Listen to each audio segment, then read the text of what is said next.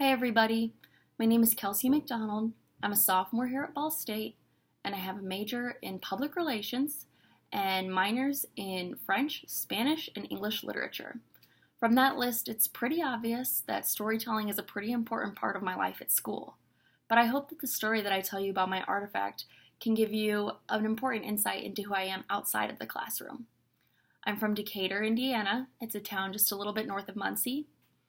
It's a pretty small town, but it's very special to me because I was born there, my siblings were born there, most of my family was born there and still live there.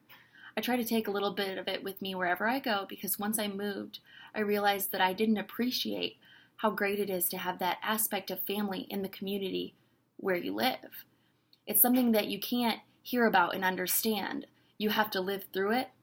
I could go to my cousin's house and play if I wanted to. I could go to my aunt's house to talk if I needed to. This is something that I really wish I hadn't taken for granted, and now that I'm away at school, I try to keep little bits of my family with me wherever I go. And that's why I chose this artifact. It's a ring. It was my mother's, and it was given to her by her mother. It's gold around the sides, and it has an opal on top and two small stones just set around that. It's pretty simple in appearance, but the way it looks means so little compared to what it represents to me. I know that my mother's family didn't have a lot of money growing up, and that my grandmother, she worked very hard to be able to afford this to give to my mom on the day of her 8th grade graduation. It was a very important milestone in her life, and she wanted to recognize that. And it means a lot to me because my mom gave it to me not when I graduated 8th grade, but when I graduated high school. I think she wanted to hold on to it just a little bit longer without messing up that kind of tradition they seem to have started. But this made it mean even more to me because when she told me the story, I knew how much it meant to her, that she had something so special and that she felt that she could trust me and pass it on to me. And that's why I used to wear it every day until one day I took it off while I was washing my hands and I walked away from it. I was devastated. I thought it was lost forever, but fortunately it was returned to me.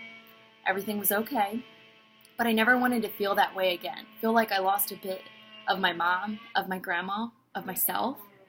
So now I only wear it on special occasions or on days when I feel like I need that little bit of extra support that I grew up with, that unconditional love and support. So if I'm maybe stressed about homework or if I have to give a speech, I'll put it on. But other than that, I try to keep it as safe as possible.